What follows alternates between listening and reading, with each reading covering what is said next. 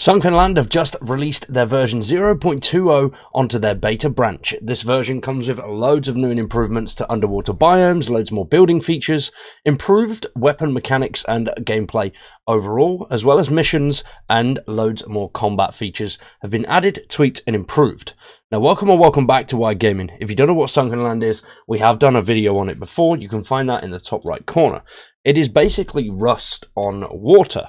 There are more single player elements to this than there are Rust, and the base building aspects look really cool.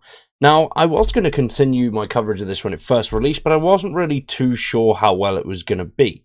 The initial video did okay, but I wasn't too sure about the actual game and the PvP aspects of it.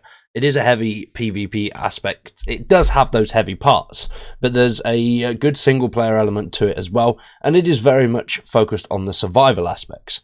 But looks very good, and it seems to be going really well with continuous updates from the developers, and the current ratings are sitting at mostly positive, which is great.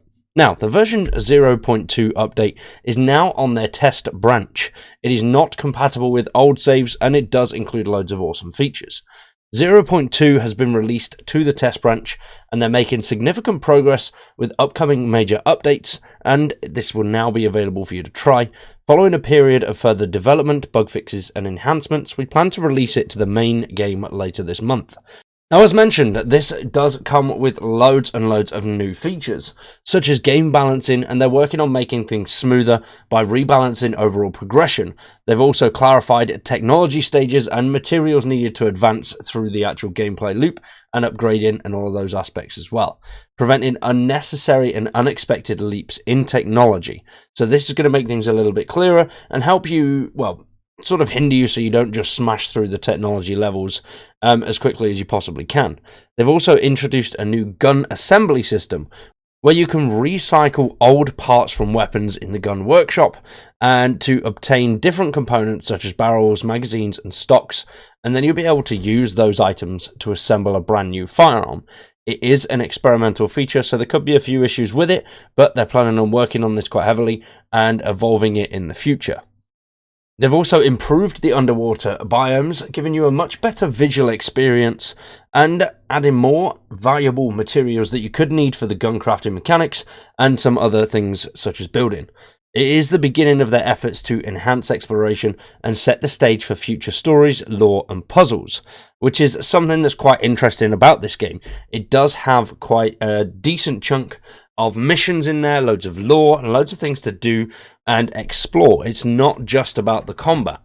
The combat is a heavy part of the game as well as the building mechanics, but having that little bit of a storyline to go along as well does help the flow of gameplay. If you don't want to be jumping on, absolutely annihilating everything you can find and just relaxing a little bit and taking a slower pace to the game. They've also added a whole host of new items, such as scuba gear, bird nets, repair tools, bird catching nets, batteries, display boards, loads of stuff like that. They've added awesome things, as you can see here in this screenshot, with the portable repair tools, batteries, and some various weapon parts there that obviously you're going to be able to build a weapon with. They've also added loads of new building materials to expand the building efforts in the game. Some of the buildings that I've seen so far look absolutely awesome. I've not really got stuck into the building yet, but we're going to do a gameplay series on this if this video does well as well. We'll start that at some point next week or just as the weekend hits. I have to wait and see. I'm currently having a playthrough and just enjoying the game, really. It's a load of fun. So they've added structures like triangle walls, roofs, hall walls, diagonal walls, and loads more, as you can see here, with the staircases, ladders, pillars, the different rooftop parts, should we say. Looks really cool, and so you're going to be able to build some pretty wicked things with these. And they've also updated several missions, mostly focusing on combat, which will keep your action going if you are that type of player and you're not really into the building or the exploration aspects and you just want to crack on with missions, then you can do that. They've also had a bit of a balancing when it comes to the game's economy. I had heard it was a bit all over the place, but they've revisited all prices, item stack sizes to ensure a fair and balanced in-game economy. The economy was a little bit all over the place, just like the whole world right now. And the weapon and enemy adjustments. There's been changes to weapon damage, enemy damage, and health, which allows a much more engaging gameplay and combat experience. Now, I thought the combat was quite cool. Did enjoy it. Loads of fun. Wasn't too harsh. It was just enjoyable, really. Now, the next update, they're going to be focusing on improving late game gameplay. After that, they're going to enhance exploration and continuously improve the underwater biomes, including more unique locations, and then later adding additional missions. Now, the game is good. I am enjoying it. It's got some decent survival aspects to it, but it's definitely more focused on that combat and FPS side of things. But the exploration and the building, loads and loads of fun. You can make some pretty unique structures, and it kind of reminds me of Night of the Dead, the building aspects of the game. Very, very cool. It's definitely more Night of the Dead than Rust when it comes to that, but I think the actual combat and the overall aspect definitely has that Rust vibe to it. Now, I am enjoying it. It is a great game, and it seems like the community is absolutely loving it. So this could be something that we pick up on the channel as a permanent game. I do want to get back into Night of the Dead as well. The recent video was quite good. I enjoyed making it, enjoyed playing the game. It's been a while since I played. I've been mainly playing Resident Evil 4, just going through the mercenaries and stuff like that. But is there any survival games that you'd like to see? You'll have to let me know down below. There's quite a lot coming. We've got Nightingale. February is going to be an absolutely massive, massive month. It's going to be so busy. I'm very excited for it. We've also got Tomb Raider, the 1, 2, and 3 remaster coming, which the previous video we did was on that. That didn't do too well, so that won't be something that comes to the channel.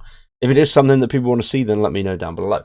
Obviously, Generation Zero, that will be continued to be covered, and as well as Survive the Nights. And I'm going to carry on with Vane, potentially. I did enjoy Vane, but it felt very, very slow. I like to play survival games on my own, really, so I can progress. Occasionally, I'll play with other people, but Vane does seem very much like it'd be a lot more enjoyable with other people. But have to wait and see what goes on. Hopefully they add some really cool stuff. Hopefully things continue to improve for Vane. Do love the game. They've just released a big update. So definitely check that one out. Support the developers on that. They're doing a great load of work. And they've done it really quickly as well, which is nice. For now, we are going to wrap that one up there. Hopefully you've enjoyed. Thanks for watching. I've been Wired, you've been awesome, and we'll see you in the next one.